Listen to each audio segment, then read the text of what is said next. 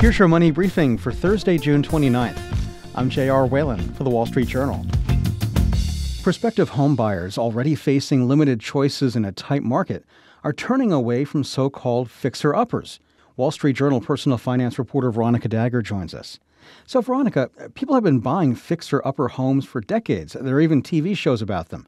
Why are they falling out of favor with buyers now? Well, one of the reasons is they just don't want to hire a contractor. It's a lot of work to do that, and it's hard to find them these days. But the big factor here is high mortgage rates.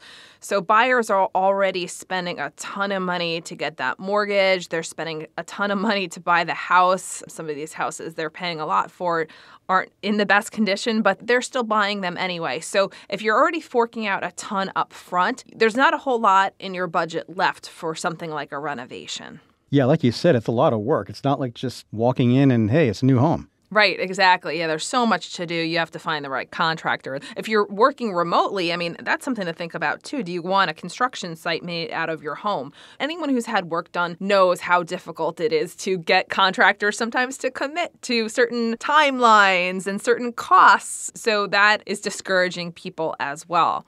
What this means right now is that people in general are backing away from buying these renovated homes and are looking for more of a turnkey home experience.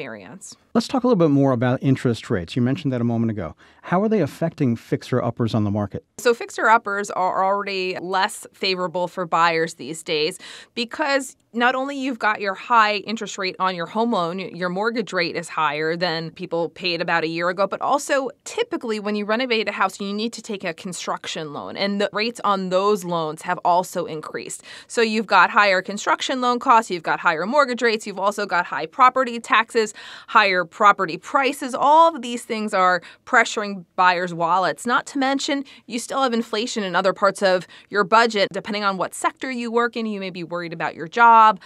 So there's just so much pressure on buyers right now. So they're just not in the mood for any of this. What kind of a position is this putting the sellers of fixer-uppers in? So basically what's happening now is that if you're trying to sell a home, and this is true in many markets of the country, of course, there's exceptions, but in general, if you're selling a home that needs repair, it's going to sit on the market a bit longer than one that's already renovated, unless you do some work on it. Simple repairs can make your home more saleable. So, for example, if you refurbish the hardwood floors, or you update the landscaping, or you even do neutral colors to the paint like white or ivory, that can help sell your home faster. All right, so let's look at the rest of the market. How has the lower appeal of fixer-uppers affected renovated homes on the market? So renovated homes are selling pretty quickly still, especially in certain areas of the country like Miami or New York. Sometimes still seeing bidding wars for certain houses. If those houses have the charm and they're in good shape, you're probably going to have to pay more for those houses than ask. And so in that way, it's definitely tilted more towards a seller's market. So if people aren't remodeling these older homes, the fixer-uppers, how is that affecting the home improvement and home remodeling industries?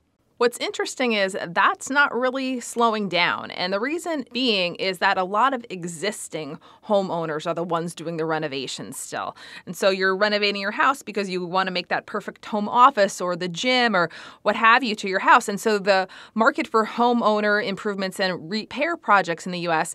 is projected to reach $484 billion this year. And that's up from $328 billion in 2019. So we can see the pandemic had a big boosting effect on this market. Also, people are staying in their homes. Many people have these very low interest rate mortgages, something like 3%, even less than that. And so they are less motivated to move. If you're less motivated to move and give up your mortgage, you're going to make the most of your home. And so you're going to keep doing renovations, even though it's really hard to find a good contractor these days. Yeah, if you got that mortgage a couple of years ago, you want to lock it in. Exactly. Why move? It's these golden handcuffs that some of my colleagues here have written about. There's no motivation to move, especially if you're going to have to move to a smaller place, paying a higher mortgage rate and paying more for the house. There's just zero motivation. But for buyers, can they afford to be choosy in this market? We keep hearing about low inventory already limiting their choices. Yeah, so some buyers have to take whatever they can get, and that could be a really dilapidated house in certain cases. So if you're in one of those markets where those bidding wars are common, you still may have to pay top dollar for an unrenovated house, and you may have no choice because this may be the only thing you can afford. That's Wall Street Journal personal finance reporter Veronica Dagher. And that's your Money Briefing. I'm J.R. Whalen for the Wall Street Journal.